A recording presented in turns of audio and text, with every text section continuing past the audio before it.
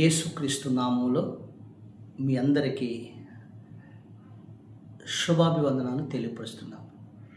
ప్రభునందు ప్రియులారా, దేవుడు నీ పట్ల తన సంకల్పం నెరవేరినట్లుగా ఆయన తన సంకల్పాన్ని నెరవేర్చడానికి ఆయన వనరులను, వ్యక్తులను, ఆయన వస్తువులను, సామర్థ్యాన్ని నీకు దేవుడు అనుగ్రహించబోతున్నాడు. దేవుని సంకల్పము నీ జీవితంలో నెరవేర్చడానికి ఆయన వ్యక్తులను, వనరులను, వస్తువులను, ఆయన సామర్థ్యాన్ని నీకు దేవుడు అనుగ్రహించబోతున్నాడు. ఎందుకంటే ఆయన సంకల్పం నీ మీద నెరవేర్చుతాడు కాబట్టి దేవుడు.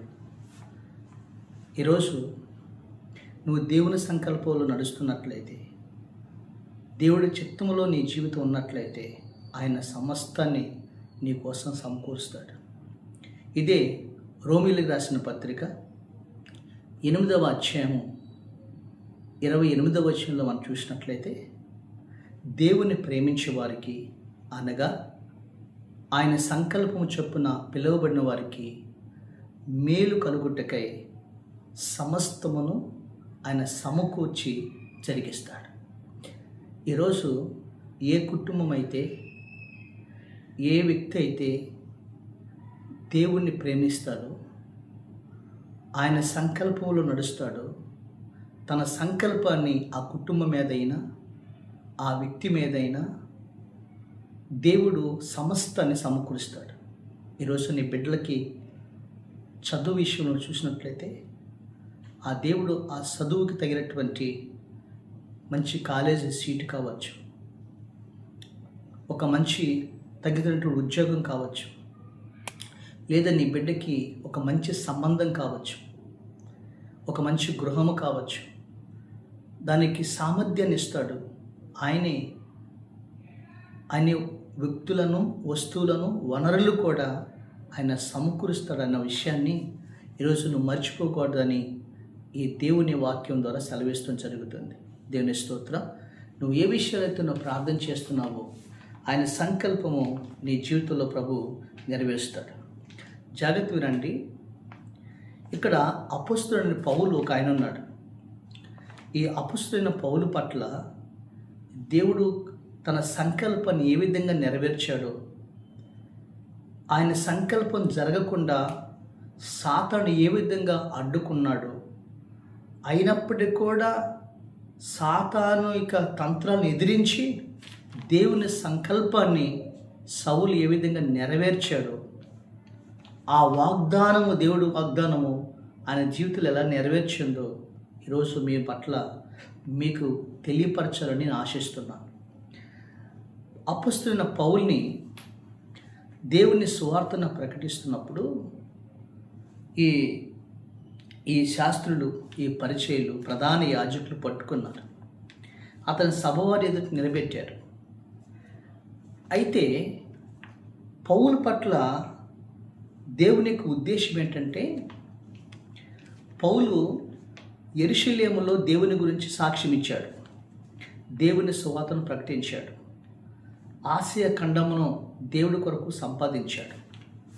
ఫైనల్గా దేవుని ఉద్దేశం ఏంటంటే, 28వ అధ్యాయం అపొస్తలుల కార్యములు 16వ వచనంలో చూసినట్లయితే, పౌలు రోమాలో కైసరు ఎదుట నిలబడాలి. రోమాలో వెళ్ళి కైసరు ఎదుట నిలబడి దేవుడు అంటున్నాడు, పౌలా, నీవు యెరూషలేములో సాక్ష్యం ఇచ్చినట్లుగానే రోమాలో కూడా నీవేమో నన్ను గూర్చి నువ్వు సాక్ష్యం ఇవ్వాలి, అక్కడ కైసరు ఎదుట నువ్వు నిలబడాలని దేవుడు తన స్వరము ద్వారా తనతో మాట్లాడతాడు. ఇది మనం బైబిల్ గ్రంథంలో చూస్తాం. అయితే దేవుడు పౌలుని నిలబెట్టాలనే ఉద్దేశం తెలుసా? యేసేపును కూడా దేవుడు ఒక కల ఇస్తాడు. ఆ కల ఇచ్చినప్పుడు ఏంటంటే, యేసేపు అన్నలు, యేసేపు తల్లి తండ్రి కూడా యేసేపుకి సాగిలపడాలి, యేసేపునకు అధిపతిగా నెరవేర్చాలి అని దేవుడి సంకల్పం. అంటే ఐగుప్తు దేశంలో యేసేపుని ఒక అధిపతిగా నిర్ణయించాలి అని దేవుడి ప్రణాళిక. అయితే ఏం జరిగింది నేను చెప్తాను. ఇప్పుడు పౌలుని దేవుడు రోమా ప్రభుత్వంలోకి వెళ్ళి రోమపట్నంలో రోమపట్నంలో సాక్ష్యం చెప్పాలి, దేవుని గురించి ప్రకటించాలి, కైసరు ఎదుట నిలబడాలి, దేవుడి సంకల్పం. అయితే ఈ యెరూషలేములోనే రాత్రికి రాత్రే పౌల్ని యెరూషలేము పొలిమేరలు దాటకు ముందే చంపేయాలని 40 మంది పెద్దలు ఒక ప్రమాణం చేశారు. పౌల్ని చంపే వరకు మేము పచ్చి మంచినీళ్ళు కూడా తాగమని వాళ్ళు శపథం చేశారు. అది బైబిల్ గ్రంథంలో మనం చూస్తాం. 23 అధ్యాయము 11వ వచనం 12వ వచనం మనం చదివితే 40 మంది పెద్దలు పౌల్ని చంపేద్దామని నిర్ణయించుకున్నారు. అయితే ఈ వార్త సహస్రాధిపతికి తెలుస్తుంది, పౌల్ని చంపేస్తారని. రాత్రికి రాత్రే ఈ సహస్రాధిపతి ఏం చేస్తారంటే, ఆ సైన్యాధిపతులు ఏం చేస్తారంటే, తెల్లారి పౌలుని మరి పొలిమేర దాటకముని చంపేస్తారు. కాబట్టి ఇది సాతాను పన్నాగం, పౌలుని చంపేయటం. యెరూషలేము దాటకముందే చంపేద్దాం, సాతాను పన్నాగం. అయితే దైవ ప్రణాళిక ఏంటంటే 23 అధ్యాయం 23వ వచనం చూసినట్లయితే అప్పటికప్పుడే ఆ సైన్యాధిపతి ఏం చేశాడంటే 200 మంది సైన్యాన్ని పౌలుకి సెక్యూరిటీకి ఏర్పాటు చేశాడు. 200 మంది సైన్యాన్ని, 70 గుర్రాలు, తర్వాత గుర్రాలను తోలేవారిని 70 గుర్రాలను తోలేవారిని, ఈటి విసిరేవారు 200 మందిని, మొత్తం 470 మంది సైనికులు ఈ పౌలు చుట్టూ సెక్యూరిటీగా ఉంచేశారు. దేని స్తోత్రం. 470 మంది సెక్యూరిటీ తెల్లవారిపాటికి పౌలు చుట్టూ ఉంచేశారు. చూశారండి, దేవుడు తన సంకల్పాన్ని తన బిడ్డల పట్ల నెరవేర్చడానికి 470 మంది సెక్యూరిటీని ఆ సహస్రాధిపతి పౌలుకి ఏర్పాటు చేసేసాడు. దేవునికి స్తోత్రం. 40 మంది సంపాలని తెల్లారిపాటి ప్లాన్ చేస్తే 470 మందిని దేవుడు సెక్యూరిటీగా ఏర్పాటు చేశాడు. గుర్రపు రౌతులు తోలే వాళ్ళని, తర్వాత ఈటి విసిరేవారిని పౌలుకి సెక్యూరిటీకి వచ్చాడు. తెలుసా, ఈ భూలోకంలో ఒక సీఎంకైన స్పాట్లో 470 మంది మరి సైనికులు ఉండరు.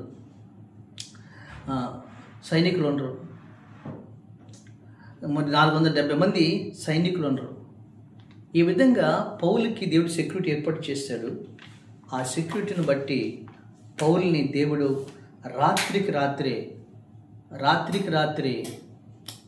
సౌండ్ అవుతుంది, అది రాత్రికి రాత్రే మరి పౌల్ని ఆ శతాధిపతి రోమా పట్టణానికి వారిని తరలించారు. అద్భుతంగా ఈ పౌలుని దేవుడు ఆ రోమా పట్టణంలో కైసరు ఎదుట నిలబడి దేవుని గురించి సాక్ష్యం ఇచ్చాడు. దేవునికి స్తోత్రం. దైవ ప్రణాళిక పౌలు పట్ల నెరవేర్చబడింది. తెలుసే కదండి, పౌలు పట్ల దేవుడి ప్రణాళిక నెరవేర్చడానికి దేవుడు పరలోకపు సైన్యాన్ని, పరలోకపు సెక్యూరిటీని పౌలుకి ఏర్పాటు చేశాడు. నీ జీవితంలో కూడా దేవుడు తన సంకల్పం నెరవేర్చినప్పుడు సాతానుడు కూడా అనేక రీతులుగా నీ పైన వాడు పన్నాగాలు పన్నుతాడు, తన సంకల్పం నెరవేర్చకుండా చేస్తాడు. అయితే నువ్వు దేవుడి సత్యంలో నడిస్తే, ఆయన ప్రేమిస్తే, ఆయన తన సంకల్పం చొప్పున సమస్తాన్ని సమకూర్చి జరిగిస్తాడు. రెండవదిగా యేసేపు కూడా ఐగుప్తులో ఒక అధిపతిగా అవ్వాలి. తన అన్నలు తల్లిదండ్రులు అందరూ సాగిలు పడాలి. ప్రపంచం అంతటికీ ఆయన ఒక ఏలుబడి చేసేవాడికి ఉండాలంటే, కానీ యేసేపుని దేవుడు ఏం చేశాడంటే, తన అన్నలు యేసేపుని ఏం చేశారంటే, తన యొక్క అన్నలు ఆ సంకల్పం నెరవేర్చకుండా యేసేపు పట్ల దేవుడు సాతాను అనేక రీతిగా పన్నాగాలు పన్నాడు. కానీ యేసేపుకి దేవుడు తోడుగా ఉండి ఆయన సంకల్పం జరిగించి ఈ పరిస్థితులన్నింటిలో కూడా ఎదిరించి యోసేపు అనలొచ్చి ఇష్మాయేలుకి అమ్మేయటం, పొత్తిఫోరు కొనటం, పొత్తిఫోరు దగ్గర బానిసలు కొనటం, అక్కడి నుంచి చెరసాల్లోకి వెళ్ళటం, తన భార్య శోధించడం, చెరసాల్లో వేయటం, చెరసాల్లో ఇద్దరికి కలలు రావటం, కలభావాన్ని చెప్పటం, ఆ ఐగుప్తు దేశం అంతా పొరుగుకి కల రావటం, ఆ కళ చెప్పేవాడు ఎవరు లేకపోవటం, అప్పుడు చెరసాల్లో యోసేపు ఉన్నాడని ఒకడు పానదాయకులు చెప్పటం, ఆ చెరసాల నుండి ఐగుప్తుకి వెళ్ళటం, ఐగుప్తు రాజు ఎదుట నిలబడటం, యోసేపు పౌలు కైసరు నిలబడినట్లుగా యోసేపు వెళ్ళి ఫరో ఎదుట నిలబడి ఆ కలభావం చెబితే యోసేపుని దేవుడు తన సంకల్పం చొప్పున ఐగుప్తు దేశానికి అధిపతిగా చేశాడా? అదే ఫరో యోసేపుకి మరి ఒక పొత్తిఫరుడికి యాజకుడిని కూతుర్ని వివాహం చేశాడా? ఆ తర్వాత కరువులో తన కుటుంబాన్ని పోషించాడా? తర్వాత ప్రపంచానికి ఆహారం ఇచ్చేవాడు చేశాడా? అంటే దేవుడు తన సంకల్పం నెరవేర్చడానికి ఆయన సమస్తాన్ని సమకూర్చి జరిగించాడు. దేవుని స్తోత్రం. ఈరోజు వాక్యం వింటున్న ప్రియమైన దేవుడు బిడ్డలారా, మన జీవితాల్లో కూడా మన దేవుడు నీ పట్ల కూడా ఆయన సంకల్పం నెరవేర్చబోతున్నాడు. యోసేపుకి అద్భుతమైన ఉద్యోగం అధిపతిగా దీవించాడు. యోసేపుకి ఆయన వివాహాన్ని దేవుడే చేశాడు. ఈరోజు నీ బిడ్డలకి చదువు, నీ బిడ్డలకి ఒక మంచి ఉద్యోగమైన, ఒక సంబంధమైన వివాహం విషయంలోనైనా, ఆర్థికంగా సహాయం విషయంలోనైనా, ఈరోజు నా గృహం కొనుక్కునే విషయంలోనైనా, ఈరోజు నీవు చేసే పని విషయంలోనైనా, నీవే విషయంలో ఎంతకాలం ప్రార్థన చేసావో ఆయన సంకల్పం నీ విషయం జరగబోతున్నప్పుడు ఆ సంకల్పాన్ని నెరవేర్చడానికి దేవుడు ఆయన వస్తువులను, వనరులను, వ్యక్తులను ఆయన సమకూర్చి నీకు సామర్థ్యాన్ని కలుగు చేసి ఆయన ప్రణాళిక నీ జీవితం నెరవేరుస్తాడు. దేవుని స్తోత్రం కలుగునుగా. కాబట్టి ఈరోజు ఆయన సంకల్పంలో ఉండి ఆయన చిత్తం నీ జీవితం నెరవేర్చి ఆయన సంకల్పంలో ప్రార్థించి ఆయన సంకల్పం చొప్పున పిలువబడిన వారికి సమస్తము సమకూడి జరిగేస్తుంది. దేవుని స్తోత్రం కలుగునుగా. ఈ వాక్యం వింటున్న నీవు ఆయన సంకల్పం నీ జీవితం నెరవేర్చబడినట్లుగా నువ్వు ప్రార్థించి దేవుడు నీకు సంపూర్ణంగా ఏ వివాహం విషయంలో అయితే ప్రార్థిస్తున్నావో ఖచ్చితంగా దేవుడు సాటి అని బిడ్డను తీసుకొస్తాడు. చదివే ఉద్యోగ విషయంలో సహాయం చేస్తాడు. మంచి సీటు దేవుడు నీ బిడ్డలకి ఇస్తాడు. కాబట్టి నీకు అన్నీ కూడా సమకూరుస్తాడు. నువ్వు ఆరోగ్య విషయంలో, గర్భఫలం విషయంలో ఆయన సంకల్పం నెరవేరుస్తాడు. అప్పుడు సమస్తాన్ని సమకూర్చి జరిగిస్తాడు. ఆ దేవుడు ప్రణాళిక, ఆ దేవుడి చిత్తం పౌలులాగా నువ్వు కొరకు అన్నాడు. పౌలు దేవుడి కొరకు నిలబడ్డాడు, ఆయన సేవించాడు. యోసేపు దేవుడి కొరకు నిలబడ్డాడు, ఆత్మీయంగా జీవించాడు. ఆ విధంగా దైవ ప్రణాళికలో నిలబడ్డాడు. దేవుడు అతని ప్రణాళిక నెరవేర్చినట్లుగా నువ్వు కూడా శ్రమల్లో, కష్టములో, ఆపదలు, ఇరుకు ఇబ్బందులు కూడా ప్రభు కొరకు నిలబడు. నీ పట్ల దేవుడి ప్రణాళిక నెరవేరుస్తాడు. ఆ ఆఖరి సమయోచనలో అన్ని సమకూరుస్తాడు. అద్భుతమైన కార్యాలు నీ జీవితంలో జరిగేస్తాడు. దేవుని స్తోత్రం. ఆ విధంగా దైవ ప్రణాళిక నీ జీవితంలో నెరవేర్చునగాక. ఆమేన్. పరిశుద్ధుడైన మా తండ్రి, సర్వశక్తిమంతుడైన మా ప్రభువా, నీ పరిశుద్ధమైన పవిత్రమైన పాదాలకు స్తోత్రాలు చెల్లిస్తూ అయ్యా నీ ప్రణాళిక మా జీవితాలు నెరవేర్చండి. సేవ జీవితంలో కావచ్చు, బిడ్డల వివాహ జీవితంలో కావచ్చు, ఉద్యోగ విషయంలో కావచ్చు, నాయనా ఆర్థిక వ్యాపారంలో కావచ్చు, ఆర్థిక ప్రణాళికలు కావచ్చు, ఏ ప్రణాళికతో అయితే ఆ బిడ్డలు ఉన్నారో ఆ ప్రణాళిక వాళ్ళ జీవితాల్లో నెరవేర్చి సమస్తము సమకూర్చి జరిగించమని యేసు నామమున అడుగుచున్నాము తండ్రి.